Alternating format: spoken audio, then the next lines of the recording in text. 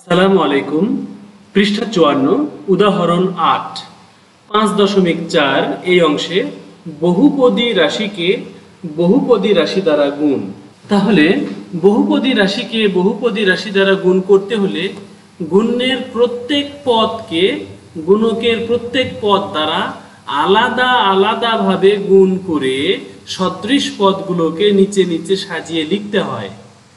চিহ্নযুক্ত রাশির যোগের নিয়মে যোগ করতে হয়। বিসদৃশ পদ থাকলে সেগুলোকে পৃথকভাবে লিখতে হয় এবং গুণফলে বসাতে হয়। পরে আমাদের বোঝা গেল না, কিন্তু আমরা উদাহরণ 8 দ্বারা এই কথাগুলো বুঝে নেব।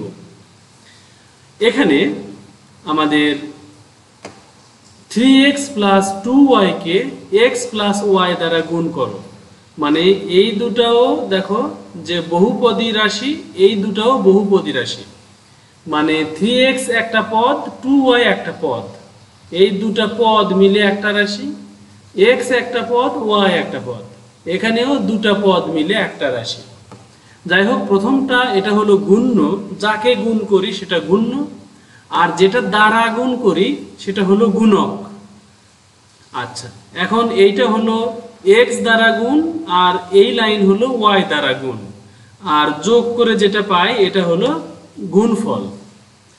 আচ্ছা, এখন এই গুণফলটা হলো আমাদের এইটা, আর এই পাশে ব্যাখ্যা দিয়েছে। আসলে আমরা এটা পরে দেখব, আগে এখানে দেখি। এই y দ্বারা 2y কে গুণ করলে কত হয়েছে, আর আগে x দ্বারা গুণ করেছে, তাহলে এই x দ্বারা আমরা এই 3x কে গুণ করেছি, তাহলে 3x স্কয়ার হয়েছে।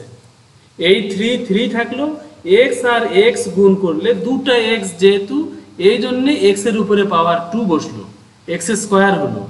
এখন এই প্লাস এই প্লাস, প্লাস প্লাসে এই প্লাস হলো। এখন x দ্বারা 2y কে গুণ করলে 2ই থাকলো, y থাকলো, এই xই থাকলো, 2xy হয়ে গেল। এখন আমরা y দ্বারা গুণ করব। y দ্বারা এটাকে গুণ করলে 3xy হয়। এখন দেখো 2xy এর নিচে 3xy লিখলাম, কারণ এটাও xy এটাও xy, দুই পদ একই, কিন্তু এখানে দুটা xy, এখানে তিনটা xy মিল আছে, এই জন্য আমরা এটার নিচে এটা লিখলাম। তাছাড়া কিন্তু এটা অন্য একটা জায়গায় লেখা লাগতো, হয় একেবারে বামে এইরকম জায়গায়, অথবা একদম ডানে আরো সরে। আচ্ছা, এখন এই y দ্বারা 2y কে গুণ করলে 2y স্কয়ার, এই 2ই থাকলো, y আর y দুটা y মিলে y এর পাওয়ার 2 হলো। এখন যোগ করলে এটা যা আছে তাই, তিনটা xy আর দুটা xy, এই হলো 5টা xy, 3x স্কয়ার যা আছে তাই, এটাই হলো গুণফল। এখন এখানে ব্যাখ্যা দিচ্ছে কি দেখো, 3x আর হলো 2y, এই দুটা, আর এইদিকে হলো x আর y আলাদাভাবে লেখা হলো। এখানে কিছু নাই, মানে যোগ বুঝতে হবে, কারণ এইটার সাথে এটা যুক্ত অবস্থায় আছে। আবার x আর y এর মাঝখানে যোগ মনে করতে হবে, কারণ এই অংশের সাথে এই অংশ আলাদা নাই, যুক্ত হয়ে আছে। এখন দেখো, এইটা আর এইটা গুণ করে এটা হয়েছে, তাহলে 3x স্কয়ার হয়েছে। এইটা আর এইটা গুণ করলে 2xy হবে। আবার y আর 3x গুণ করলে 3xy, y আর 2y গুণ করলে 2y স্কয়ার।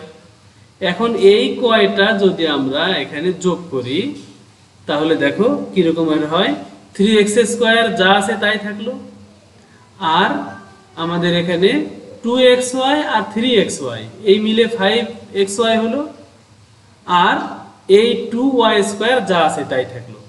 আর এই লাইনটা অন্য কিছুই নয়, আমাদের এই যে মানে গুণক আর এই যে গুণ্য আর এই যে গুণক, এই দুটাকে আলাদা করে লিখেছে, মানে এইটাকে এইটা দ্বারা গুণ করে গুণ চিহ্ন আকারে লিখেছে, লিখে এই গুণ চিহ্ন মানে গুণফলটা এরকম হবে। তাহলে আমরা উদাহরণ 8 ব্যাখ্যা সহ বুঝে নিলাম। আমরা পরের গুণের নিয়মগুলো বা পরের পৃষ্ঠার ভিডিও আমরা পরের ভিডিওতে দেখবো ইনশাআল্লাহ। আসসালামু আলাইকুম ওয়া রাহমাতুল্লাহ।